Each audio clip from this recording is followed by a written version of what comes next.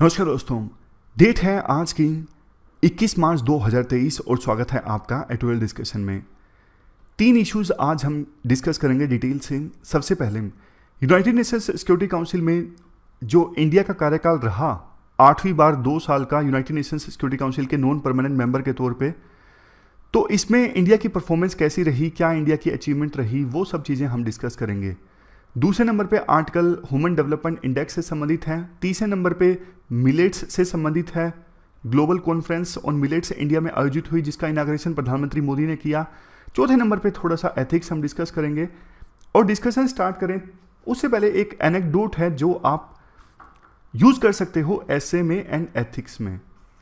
एक बार देखो, एक लेडी थी,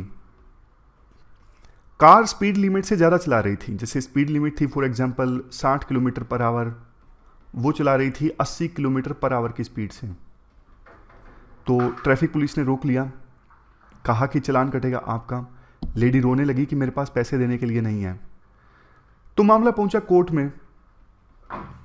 कोर्ट में जज ने कहा कि देखो, आपने स्पीड लिमिट को वायलेट किया है तो आपके ऊपर 10,000 रुपये का फाइन लगेगा, आप वो फाइन दे दीजिए। लेडी बोलने लगी कि मेरे पास फाइन नहीं है देने के लिए। तो जज ने कहा कि अगर आपके पास फाइन देने के लिए नहीं है तो 1 हफ्ता आपको जेल में बिताना पड़ेगा। तो लेडी ने कहा कि प्लीज़ मुझ पर दया कीजिए, मेरे पास फाइन नहीं है देने के लिए, पैसे हैं ही नहीं और मैं जेल में नहीं जाना चाहती। समाज में मेरी बहुत ज़्यादा बेइज्जती हो जाएगी, रेपुटेशन खराब हो जाएगी। जज ने फिर से कहा कि देखो, मैं रूल्स के अगेंस्ट नहीं जा सकता, या तो आपको फाइन देना पड़ेगा या आपको 7 दिनों के लिए जेल में जाना पड़ेगा। लेकिन लेडी इस बार जोर जोर से रोने लगी कि सच में मेरे पास नहीं है पैसा देने के लिए और प्लीज़ मुझे जेल में मत भेजिए। तो जज अपनी सीट से खड़े हो गए। वो लेडी के पास पहुंचे, उन्होंने अपना गाउन उतार दिया, गाउन उतार के पास में रखी एक चेयर पे रख दिया गाउन। उसके बाद उन्होंने अपनी जेब से 10,000 रुपये निकाले और उस लेडी को दे दिए। सारी कोर्ट में जो बैठे लोग थे हैरान हो गए। उन्होंने फिर से गाउन पहना अपना और वो जज की चेयर पे जाके बैठ गए और उन्होंने फिर से ये बात रिपीट की कि आपको या तो 10,000 रुपये देने पड़ेंगे या फिर आपको 7 दिनों के लिए जेल में जाना पड़ेगा। लेकिन इस बार लेडी के पास में 10,000 रुपये थे जो जज ने गाउन उतार के उस लेडी को दिए थे। देखो, ये जो स्टोरी है ना, बहुत ज़बरदस्त स्टोरी है। आप सिविल सर्वेंट बनोगे, कल को आईएएस आईपीएस बनोगे, बहुत बार आपके सामने ऐसी सिचुएशन आएगी कि लॉ के अकॉर्डिंग आप सामने वाले की कुछ हेल्प नहीं कर सकते। आपको पता है कि मैं पर्सनल कोई फेवर नहीं दे सकता, अब एज ए आईएएस या फिर आईपीएस डीएम होते हुए मैं कुछ नहीं हेल्प कर सकता, लेकिन इंडिविजुअल आप कई बार हेल्प कर सकते हो। तो दोनों चीज़ों के बीच में आप बैलेंस इस्टेब्लिश कर सकते हो। जो आप डीएम हो ना, उसके अंदर एक इंसान भी है। डीएम आपको रोक रहा है, डीएम की पोस्ट आपको रोकती है कि बिना राशन कार्ड के आप किसी की हेल्प नहीं कर सकते, आप उसी को अनाज नहीं दिलवा सकते। लेकिन आप एक ह्यूमन बीइंग हो, आपको पता है वो डिजर्व कर रहा है लेकिन अभी उसका राशन कार्ड नहीं है, तो एज ए इंडिविजुअल आप हेल्प कर सकते हो। कंपैशन शो करता है जज का ये काम। तो ये पूरा आर्टिकल नहीं था, स्टोरी एनेक्डोट था। तो चलिए डिस्कशन स्टार्ट करते हैं। फर्स्ट इंपोर्टेंट आर्टिकल में हम डिस्कस करेंगे 2 साल तक जो India United Nations Security council का नॉन परमानेंट मेंबर रहा, इसमें इंडिया की क्या अचीवमेंट रही। आप जीएस पेपर 2 के इस टॉपिक से आर्टिकल को रिलेट कर सकते हो। देखो, ये 8वीं बार था कि India United Nations Security council का नॉन परमानेंट मेंबर बना। यूनाइटेड नेशंस सिक्योरिटी काउंसिल में ना 5 परमानेंट मेंबर होते हैं और 10 नॉन परमानेंट, जो कि रोटेशनल बेसिस पर चुने जाते हैं 2 साल के लिए। तो इंडिया 7 बार चुना जा चुका था। 1 जनवरी 2021 से 8वीं बार इंडिया की जो टर्म है स्टार्ट हुई सिक्योरिटी काउंसिल में नॉन परमानेंट मेंबर के तौर पे। और इस आर्टिकल में डिस्कस किया जा रहा है कि 8वीं बार जो इंडिया का 2 साल का कार्यकाल रहा सिक्योरिटी काउंसिल के नॉन परमानेंट मेंबर के तौर पे, तो इंडिया ने कैसा काम किया, किन किन चीज़ों पर फोकस किया। ये आर्टिकल देखो टीएस त्रिमूर्ति ने लिखा है। ये कहते हैं कि 2 साल तक इंडिया जो मेंबर था ना सिक्योरिटी काउंसिल का नॉन परमानेंट, 2 साल में से 18 महीनों तक तो मैं ही परमानेंट रिप्रेजेंटेटिव था काउंसिल में इंडिया की तरफ से। तो इस दौरान इंडिया ने काफ़ी अच्छा काम किया। इंडिया का फोकस 5 एरियाज पर था: maritime security, terrorism, UN peace keeping, reformed multilateralism और सबसे लास्ट में ग्लोबल साउथ, मतलब जो डेवलपिंग और गरीब कंट्रीज हैं।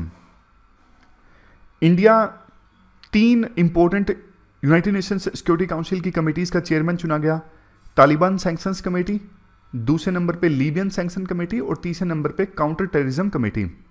नेक्स्ट पॉइंट, ये देखो पहली बार हुआ कि भारत का कोई प्रधानमंत्री यूएनएससी की मीटिंग को चेयर करता है। ये मीटिंग थी मैरीटाइम सिक्योरिटी के ऊपर। मैरीटाइम सिक्योरिटी के ऊपर ही प्रेसिडेंशियल स्टेटमेंट आई, जिसमें पूरा डॉक्यूमेंट इशू हुआ। वो जो स्टेटमेंट थी ना प्रेसिडेंट की, वो एक प्रकार से पूरा डॉक्यूमेंट था मैरीटाइम सिक्योरिटी के ऊपर। इस डॉक्यूमेंट में डायरेक्ट रेफरेंस थी यूनाइटेड नेशंस की convention on the laws of sea के ऊपर।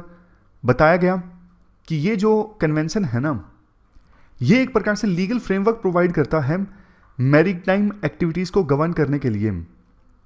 इस डॉक्यूमेंट में बहुत सारी बातें बोली गई प्रेसिडेंट की तरफ से कि फोकस होना चाहिए freedom of navigation, anti piracy, combating terrorism, इन सब चीज़ों के ऊपर। इसके बाद राइटर बोलते हैं देखो 2 सालों में ना यूनाइटेड नेशंस सिक्योरिटी काउंसिल के एजेंडा में पुराने कन्फ्लिक्ट्स तो आए ही, लेकिन कुछ नए कन्फ्लिक्ट्स भी ऐड हो गए जिन पे चर्चाएं हुई। जैसे म्यांमार में सत्ता परिवर्तन हो गया, वहाँ पे मिलिट्री ने सत्ता पर कब्जा कर लिया। अफगानिस्तान में तालिबान ने कब्जा कर लिया। इथोपिया की लड़ाई हुई पड़ोसी देशों के साथ में। हमने सस्य थ्रूर का जो आर्टिकल डिस्कस किया था उसमें डिस्कस किया था इथोपिया और अरिट्रिया, इनकी आपस में लड़ाई हुई। Mali, Syria, Palestine, Yemen, Haiti, Libya, Sahel, Ukraine, इन सब इश्यूज पर चर्चा ही हुई यूएनएससी में 2 साल में, दिसंबर 2022 तक, जब इंडिया ने अपनी मेंबरशिप को छोड़ा। और काउंसिल जो थी वो पहले की तरह पोलराइज्ड रही। 3 देश, एक तरफ यूएस, यूके, फ्रांस, ये एक तरफ, रशिया, चाइना ये एक तरफ, मतलब परमानेंट मेंबर्स की अगर हम बात करें। इंडिया ने कोशिश की कि इंडिया को इनको सेम पेज पे लाया जाए, लेकिन देखो वो पॉसिबल नहीं हो उसका। इन देशों के बीच में जो डिवीजन है ना वो बहुत गहरी है, तो इन देशों को एक पेज पे लाना बहुत मुश्किल है। अब इसके बाद म्यांमार का एग्जाम्पल दिया जाता है। म्यांमार में जो कू हो गया था ना 1 फरवरी 2021 को, अब जो परमानेंट मेंबर्स हैं वो अलग अलग डायरेक्शन में जा रहे थे। चाइना का अलग स्टैंड था म्यांमार के मुद्दे पे क्या होना चाहिए, यूएस का अलग स्टैंड था। आसियान कंट्रीज, जिसका म्यांमार खुद मेंबर है, आसियान ने कहा कि ध्यानपूर्वक चलो, पूरा सैंक्शंस मत लगा दो, म्यांमार को आइसोलेट मत होने दो, फिर ये चाइना की गोद में जाके बैठ जाएगा। इंडिया के लिए म्यांमार बहुत इंपॉर्टेंट है। इंडिया म्यांमार के साथ 1700 किलोमीटर की बाउंड्री शेयर करता है। इंसर्जेंसी में म्यांमार हमारी मदद करता है। तो इंडिया के लिए जरूरी था कि म्यांमार में वायलेंस को रोकना, स्टेबिलिटी इस्टेब्लिश करना, ये इंश्योर करना वहां पे डेमोक्रेटिक प्रोसेस जल्द से जल्द स्टार्ट हो। तो म्यांमार के ऊपर जो रेजोल्यूशन पास हुआ ना दिसंबर 2022 में, काफी बैलेंस्ड और कॉम्प्रिहेंसिव था, जो इंडिया के लिए एक अचीवमेंट है। अब म्यांमार के बाद तालिबान की बात की जाती है। तालिबान ने कब्जा कर लिया था अफगानिस्तान की सत्ता पर अगस्त 2021 में। तो इंडिया ने नेगोशिएशन करवाई इस इशू पर और यूएनएससी रेजोल्यूशन 2593 ये पास करवाया। इसमें काफ़ी सारी बातें बोली गई, जैसे अफगान सोइल का इस्तेमाल नहीं होने देगा तालिबान क्रॉस बॉर्डर टेररिज्म के लिए, वुमेन, माइनॉरिटीज, चिल्ड्रन, इन सब के अधिकारों को प्रोटेक्ट किया जाएगा अफगानिस्तान में तालिबान के रूल के अंतर्गत। नेक्स्ट, इंक्लूसिव गवर्नमेंट इस्टेब्लिश की जाएगी जिसमें माइनॉरिटीज का ख्याल रखा जाएगा और अफगानिस्तान को ह्यूमैनिटेरियन असिस्टेंस प्रोवाइड की जाए। ये सारी बातें बोली गई यूएनएससी रेजोल्यूशन 2593 में। इसके बाद देखो राइटर कहते हैं तालिबान के ऊपर ये रेजोल्यूशन बड़ी अचीवमेंट थी, क्योंकि यूएन का सेक्रेटरीट और वेस्टर्न कंट्रीज तालिबान से बात कर रहे थे, नेगोशिएट कर रहे थे, एंगेज कर रहे थे बिना किसी नतीजे के। तो ये रेजोल्यूशन फर्म पोजीशन शो करता है तालिबान के अगेंस्ट। अब यूक्रेन कन्फ्लिक्ट की बात आती है। यूक्रेन कन्फ्लिक्ट के ऊपर ना इंडिया ने इंडिपेंडेंट स्टैंड लिया कि डायलॉग होना चाहिए, डायलॉग से पीस इस्टेब्लिश होनी चाहिए। काफी सारे डेवलपिंग कंट्रीज को यह स्टैंड पसंद आया, क्योंकि वेस्टर्न कंट्रीज ने अपना स्टैंड ले लिया था। इंडिया बातचीत से पीस इस्टेब्लिश करवाना चाहता था। तो इंडिया ने रशिया के ऊपर जो सैंक्शंस लगाए गए उसके खिलाफ बोला, क्योंकि इससे ऑयल, फूड, फर्टिलाइजर से इनकी कमी हो गई है ग्लोबल सप्लाई चेन्स में, और बहुत सारे देशों को ये चीजें नहीं मिल पा रही हैं या फिर बहुत महंगी मिल रही हैं। इसके बाद अभी G20 की प्रेसिडेंसी इंडिया के पास है।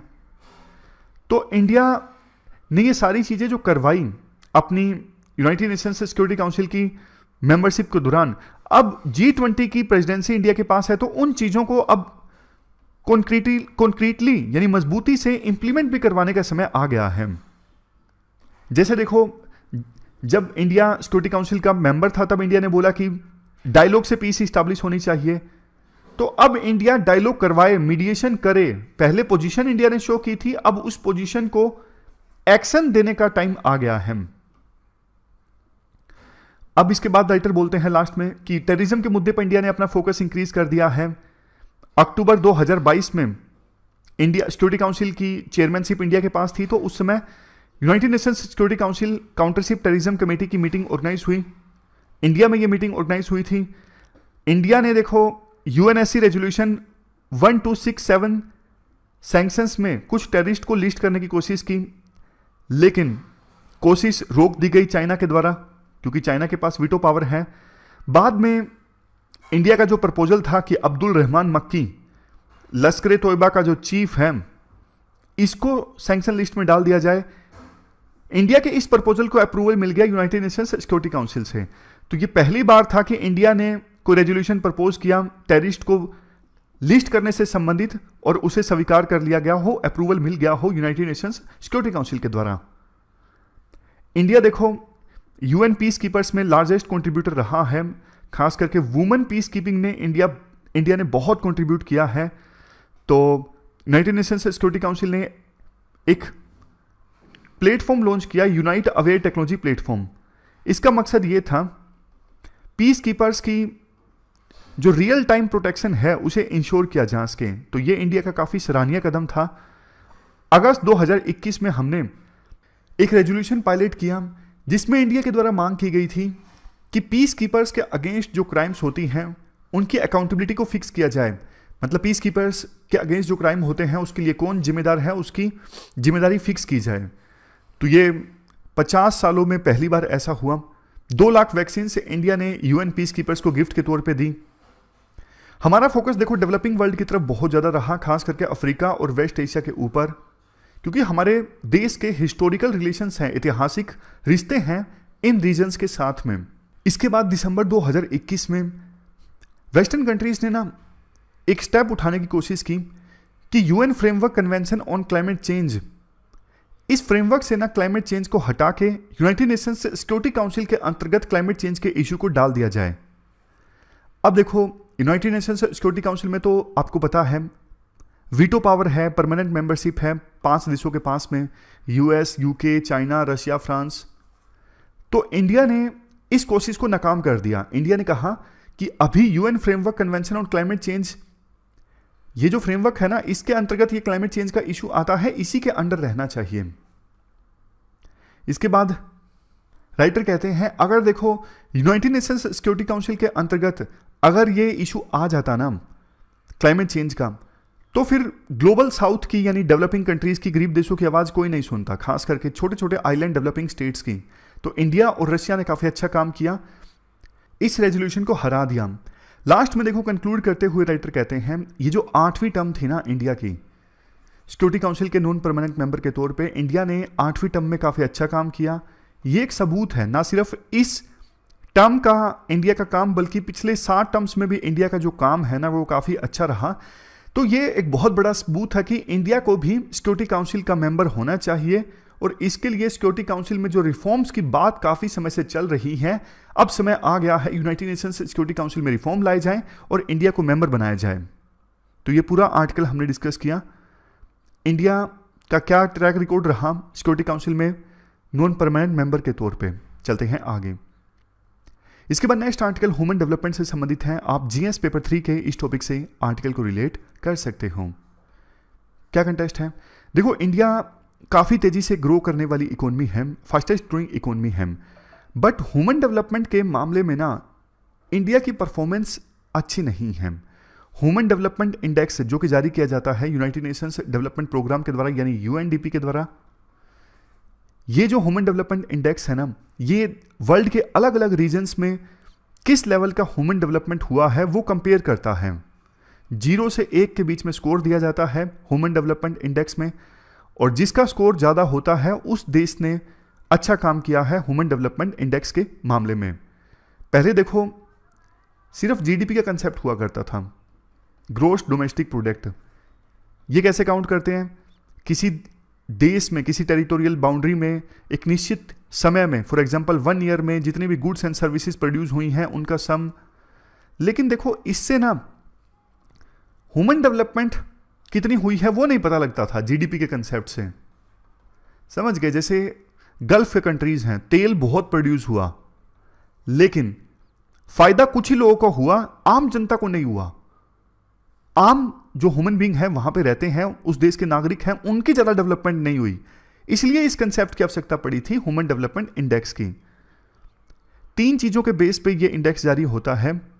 लाइफ एक्सपेक्टेंसी, कि एक एवरेज जो पर्सन है वो कितना जीता है। दूसरे नंबर पे नॉलेज, नॉलेज मतलब एक्सपेक्टेड ईयर ऑफ स्कूलिंग किसी भी बच्चे की और मीन ईयर ऑफ स्कूलिंग, इन दो चीजों को काउंट किया जाता है नॉलेज के पैरामीटर में। और तीसरे नंबर पे decent standard of living. Standard of living में क्या आता है?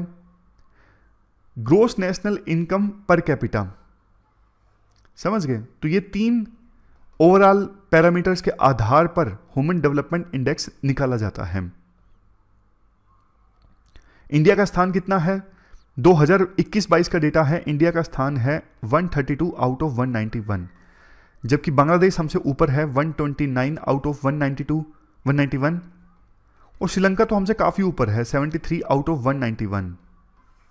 तो इंडिया का स्थान काफी पीछे है। इंडिया का देखो साइज इन देशों से काफी बड़ा है, बांग्लादेश से, श्रीलंका से। पॉपुलेशन इंडिया की काफी बड़ी है।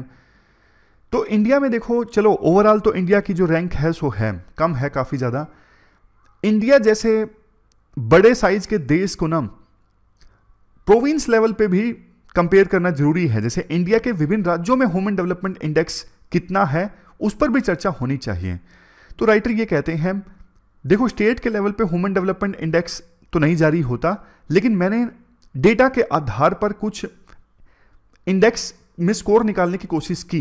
मेरे को जो जितना डेटा मिला, जैसे देखो लाइफ एक्सपेक्टेंसी संबंधी डेटा जो था मैंने सैंपल रजिस्ट्रेशन सिस्टम से ले लिया। मीन और एक्सपेक्टेड ईयर ऑफ स्कूलिंग का जो डेटा था मैंने नेशनल फैमिली हेल्थ सर्वे से उठा लिया। तो राइटर बोलते हैं ये 3 जो बड़े बड़े पैरामीटर्स थे ना, मैंने स्टेट लेवल पे डेटा उठाया यहां से, जैसे सैंपल रजिस्ट्रेशन सिस्टम से लाइफ एक्सपेक्टेंसी संबंधित estimate, national family health survey 5 से स्कूलिंग संबंधित डेटा। इसके अलावा राइटर ये कहते हैं gross national income per capita का डेटा अनअवेलेबल था स्टेट के लेवल पे, तो मैंने इसके लिए फिर gross state domestic product per capita का डेटा यूज किया, और ये डेटा मैंने आरबीआई से उठाया। तो इस प्रकार से मैंने स्टेट लेवल पे भी ह्यूमन डेवलपमेंट इंडेक्स को जारी करने की कोशिश की, कर दिया राइटर ने। अब राइटर की फाइंडिंग्स में ये बातें सामने आती हैं, जैसे देखो दिल्ली को ह्यूमन डेवलपमेंट इंडेक्स में टॉप स्थान प्राप्त हुआ और बिहार को सबसे नीचे वाला स्थान प्राप्त हुआ।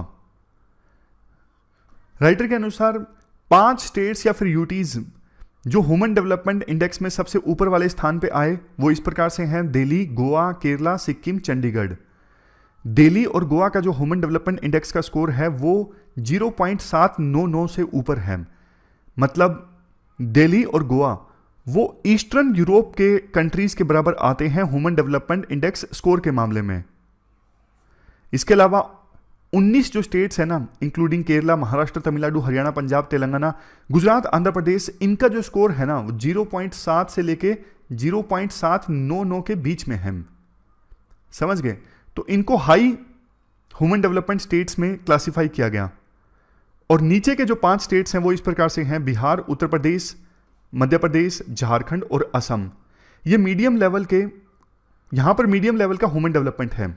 इस कैटेगरी में देखो कुछ और राज्य भी आते हैं, जैसे उड़ीसा, राजस्थान, वेस्ट बंगाल। यहां पर जो ह्यूमन डेवलपमेंट इंडेक्स का स्कोर है ना नेशनल एवरेज से कम है। और ये जो लो परफॉर्मिंग स्टेट्स है ना, इनका स्कोर अफ्रीकन कंट्रीज के बराबर है। जैसे अफ्रीका में ये देश है ना, कोंगो, कीनिया, घाना, नामीबिया, इन देशों में जो ह्यूमन डेवलपमेंट इंडेक्स का स्कोर है वही स्कोर यहां पर है medium level of human development वाले स्टेट्स में, जिसमें ये सारे राज्य आते हैं, उड़ीसा, राजस्थान, वेस्ट बंगाल और बिहार, उत्तर प्रदेश, मध्य प्रदेश, झारखंड, असम। इसके बाद राइटर अपना कुछ एनालिसिस देते हैं। जैसे देखो, गुजरात और हरियाणा, इन राज्यों में ना पर कैपिटा इनकम हाई है, बट ना ये इनकम ह्यूमन डेवलपमेंट इंडेक्स में उचित स्थान नहीं दिलवा पाई। यहाँ पे ह्यूमन डेवलपमेंट का ट्रैक रिकॉर्ड उतना अच्छा नहीं है, जबकि केरला में ह्यूमन डेवलपमेंट इंडेक्स का स्कोर काफ़ी अच्छा है, क्योंकि यहाँ पे लिटरेसी रेट हाई है, हेल्थ केयर इंफ्रास्ट्रक्चर अच्छा है, रिलेटिवली हाई इनकम लेवल है। बिहार जो है, बिहार का कंसिस्टेंटली काफ़ी पीछे का स्थान है ह्यूमन डेवलपमेंट इंडेक्स में। यहाँ पे पॉवर्टी लेवल काफ़ी हाई है, लो लिटरेसी रेट है, हेल्थ केयर इंफ्रास्ट्रक्चर काफ़ी पुअर है, इस वजह से बिहार का स्थान सबसे नीचे वाला है। इसके बाद राइटर बोलते हैं कोविड-19 का इंपैक्ट मैंने काउंट नहीं किया क्योंकि डेटा अवेलेबल नहीं है। लास्ट में राइटर ये बोलते हैं, देखो देश में जो अभी देश इंडिया जो है हाईएस्ट मतलब फास्टेस्ट ग्रोइंग इकोनॉमी है, तो जो डेवलपमेंट इंडिया में आए ना वो इवनली डिस्ट्रीब्यूटेड होनी चाहिए। देश के अलग अलग रीजन्स में डेवलपमेंट का लाभ मिले, ये सुनिश्चित करना जरूरी है। लेकिन ना डिस्क्रिपेंसीज हैं, कई राज्य बहुत ज़्यादा डेवलप्ड आए हैं, मतलब उनका स्थान ऊपर आया है, कई राज्यों का बहुत नीचे, जैसे बिहार जैसे राज्यों का, दिल्ली का बहुत ऊपर, उनका स्कोर काफ़ी हाई। इसका रीज़न एक ये भी है, इंडिया की टॉप 10% जो पॉपुलेशन है ना, उसके पास 77% वेल्थ है, वो इन्हीं राज्यों में रहती है, दिल्ली जैसे राज्यों में, दिल्ली में, महाराष्ट्र में। तो नीचे वाले जो लोग हैं ना इनकम में, उनको बेसिक एमिनिटीज नहीं मिल पा रही हैं, हेल्थ केयर और एजुकेशन का लाभ नहीं मिल पा रहा है। इसके अलावा इंडिया ने ना पॉवर्टी को रिड्यूस करने में तो अच्छी खासी प्रोग्रेस रजिस्टर की है। इंडिया में आज के समय में ज़्यादा लोग हेल्थ केयर और एजुकेशन को एक्सेस कर पा रहे हैं, लेकिन क्वालिटी अभी भी पुअर है। सरकारी स्कूलों में एजुकेशन की क्वालिटी पुअर है, हॉस्पिटल में इलाज की क्वालिटी पुअर है, ये दिक्कत है। समझ गए? मतलब एजुकेशन में, प्राइमरी एजुकेशन में अभी नियर 100% इनरोलमेंट है, लेकिन क्वालिटी जो एजुकेशन की वो काफ़ी पुअर है। तो लास्ट में राइटर ये सजेशन देते हैं, जो इनकम इनइक्वालिटी है ना उसको एड्रेस करना जरूरी है। जेंडर इनइक्वालिटी, जो जेंडर गैप है एजुकेशन को एक्सेस करने में, डिजिटलाइजेशन को एक्सेस करने में, उसे एड्रेस करना जरूरी है। इन्वायरमेंट चैलेंजेस को एड्रेस करना जरूरी है। इसके बाद कुछ और भी चीज़ें हैं, सरकार इन्वेस्ट करे सोशल इंफ्रास्ट्रक्चर में, जैसे हेल्थ केयर में, एजुकेशन में।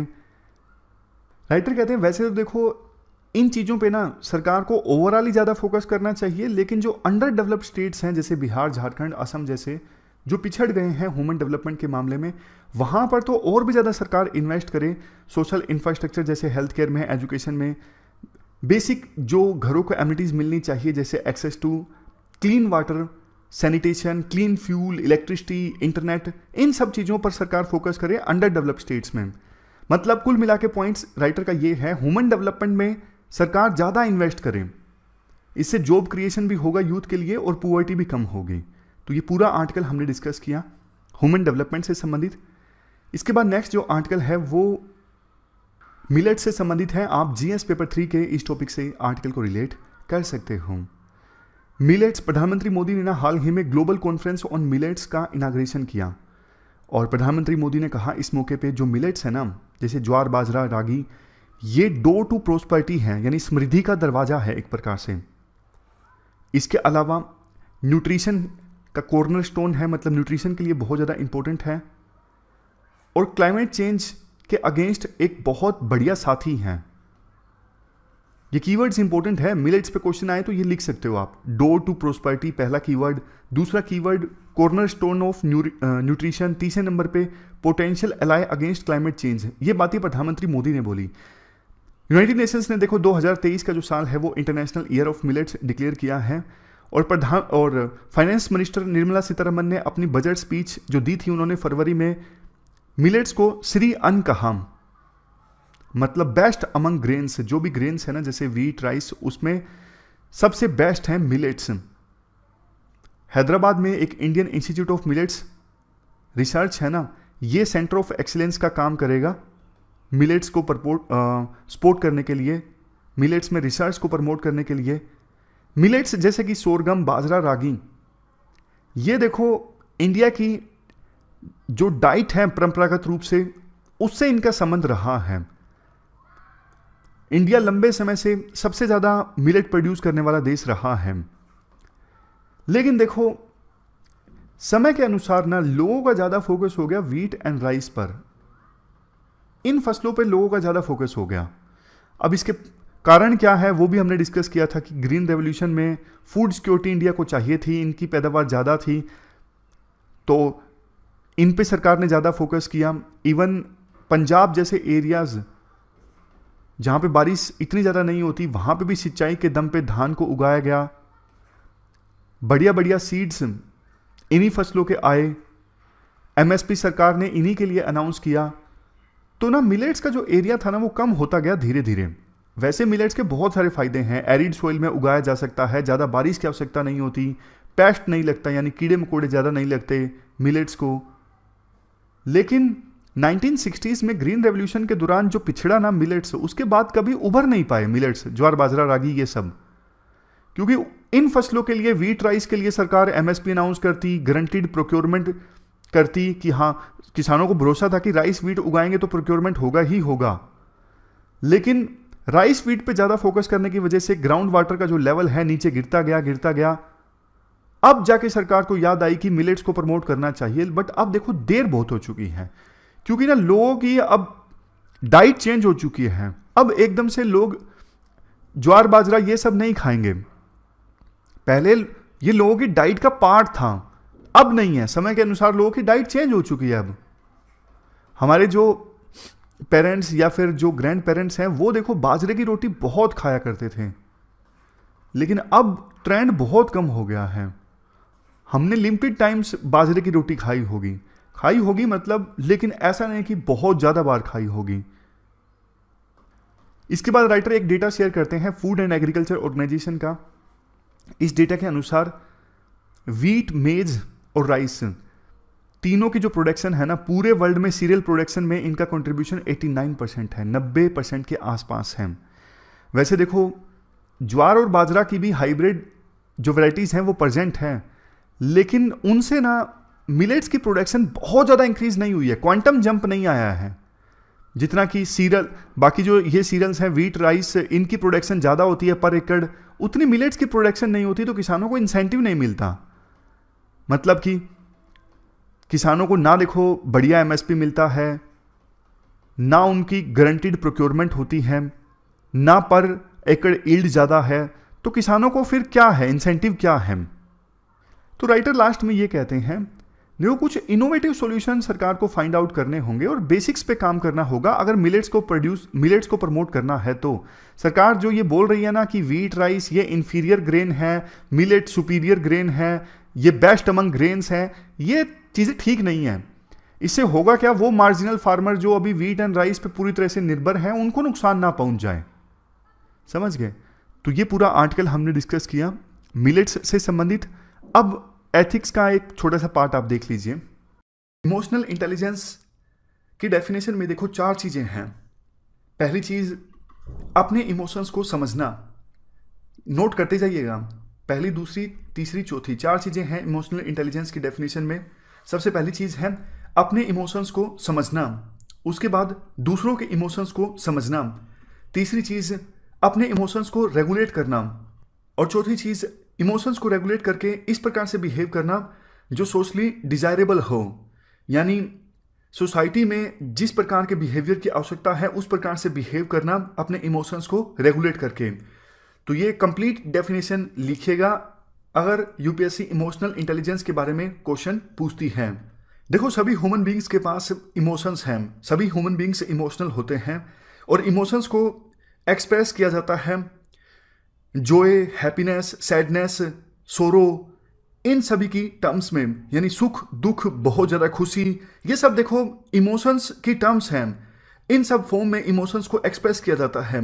कोई पर्सन बहुत ज़्यादा खुश होता है तो खुशी एक इमोशन है, कोई बहुत ज़्यादा दुखी होता है तो दुख एक प्रकार से इमोशन है। लेकिन कुछ लोग ऐसे होते हैं जो सिचुएशन के हिसाब से अपने इमोशंस को रेगुलेट कर लेते हैं। मान लीजिए कोई पर्सन बहुत ही ज़्यादा खुश है लेकिन सिचुएशन ये डिमांड कर रही है कि अभी खुशी व्यक्त नहीं करनी चाहिए क्योंकि मौका ऐसा है कि आस पड़ोस में कोई दुख भरा इंसिडेंट हुआ है तो उस पर्सन में वो उस सिचुएशन में वो पर्सन खुशी व्यक्त नहीं कर सकता। अगर वो पर्सन इमोशनली इंटेलिजेंट है तो वो पर्सन अपने हैप्पीनेस वाले इमोशंस को रेगुलेट कर लेगा, यानी चेहरे पे हैप्पीनेस नहीं दिखने देगा। देखो, दो तरह के कैरेक्टरिस्टिक्स होते हैं इमोशनल इंटेलिजेंस के, पॉजिटिव कैरेक्टरिस्टिक्स और नेगेटिव कैरेक्टरिस्टिक्स। पॉजिटिव कैरेक्टरिस्टिक्स में high level of emotional intelligence देखने को मिलती है और नेगेटिव कैरेक्टरिस्टिक्स में low level of emotional intelligence देखने को मिलती है। पॉजिटिव कैरेक्टरिस्टिक्स इमोशनल इंटेलिजेंस के जैसे ऑप्टिमिस्टिक।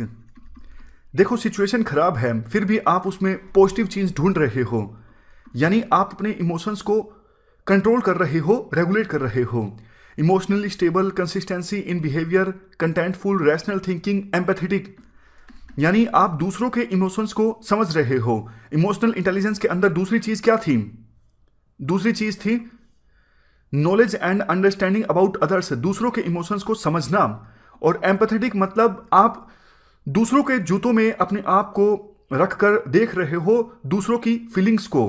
तो इसका मतलब आप एम्पैथेटिक हो, मतलब आप में इमोशनल इंटेलिजेंस बहुत ज्यादा है, आप दूसरों के इमोशंस को अच्छे से समझ रहे हो। Next, compassionate, doesn't think in black and white.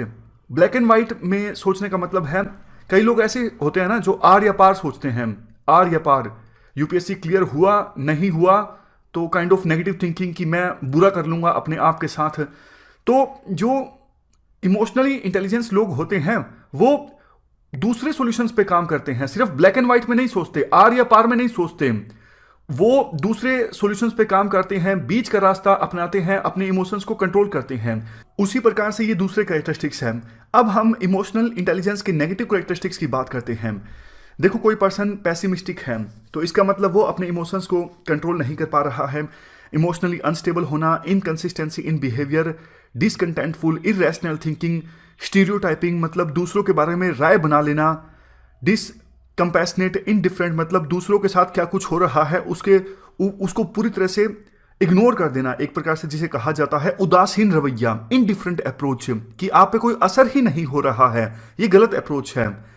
आपके अंदर ऐसे इमोशंस होने नहीं चाहिए। मान लो आप रोड से गुजर रहे हो और साइड में किसी का एक्सीडेंट हुआ है, वहां पे कोई और नहीं है, आप सीधा सीधा चले जाते हो, आप पे कोई असर ही नहीं हो रहा है, तो इसका मतलब आपके अंदर इमोशंस नहीं है। अगर आप उस पर्सन की मदद करते हो, अच्छे से कंपैशन दिखाते हो तो इसका मतलब आपके अंदर इमोशनल इंटेलिजेंस है। तो ये सारे जो कैरेक्टरिस्टिक्स हैं वो नेगेटिव कैरेक्टरिस्टिक्स हैं इमोशनल इंटेलिजेंस के। इस डिस्कशन में फिलहाल इतना ही है। Thank you very much for discussion.